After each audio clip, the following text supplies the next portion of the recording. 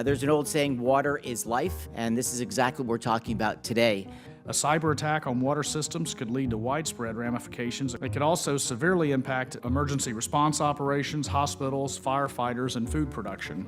Yet, the systems that we depend on every day are increasingly vulnerable. In January 2024, the water system in Muleshoe, Texas, was reportedly hacked, leading to thousands of gallons of water spilling into the street. What concerns me is not just that these systems are being targeted, but how unevenly prepared they are to respond across the country. In February 2023, PRC-affiliated Volt Typhoon compromised a Massachusetts water facility. The idea that Iran, China, or Russia could shut off or poison our drinking water sounds like a plot from a blockbuster thriller. But unfortunately, it's a reality. Outrageously, Chinese military units known as Volt Typhoon are in our systems now. Not eventually, not maybe, right now. Given the increasing activity from Iran, China, you name it, what's the biggest threat in your mind? Initially, they were looking at military bases, the ability to degrade and delay our forced mobilization. Even a day or two could advantage their advance on Taiwan.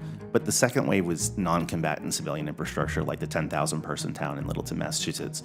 And the purpose of that leg was to sow chaos on civilian infrastructure to undermine public support for our intervention.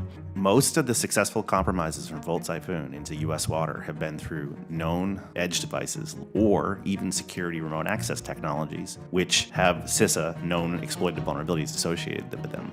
You've told us that hospitals can only operate on 2 to 4 hours once water is cut off. If Chinese hackers activated its access in Houston today, walk me through what the following 72 hours would look like. A typical hospital uses about 250 gallons per bed per day, so it's unbelievable amounts of water. So it's surgery, scrubbing, sanitation, hydrating patients, chemical tests for labs. Air conditioning is one of the top users. At some point, especially in the heat of the summer, you're gonna have to evacuate people who just had surgery or might be on life support. It's a pretty harrowing thing. What can CISA and sector risk management agencies like EPA do to work with private industry to identify and eliminate pre-positioned cyber attacks? When I look at how difficult it is for one of our best funded water systems, one of our peak level of operations for cybersecurity, they too are worried they can't keep pace with the Chinese military. Let's mitigate the full extent of damage. These are things like making a circuit breaker such that a water hammer, which is a destructive force of turning the valve on or off too quickly, it can shatter pipes. So what do? Let's have a pressure sensor that if it goes over a certain level, it disables the pump. But we can keep the highest consequence failures from doing damage. So the threat may come from cyber, but the solutions come from engineering. It's not always shields up. Sometimes it's connections down. How can we make sure that small and rural systems get the resources that they need to prevent being the next headline? My project UnDisruptable27 is an example of applied research and how I'm fighting back.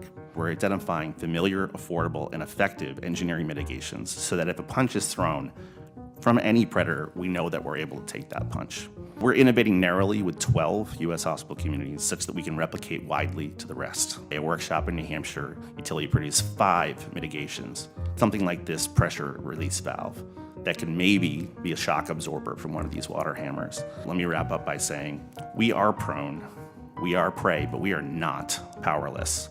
We hope UnDisruptable lights the way for others looking to develop actionable solutions in this most dangerous period.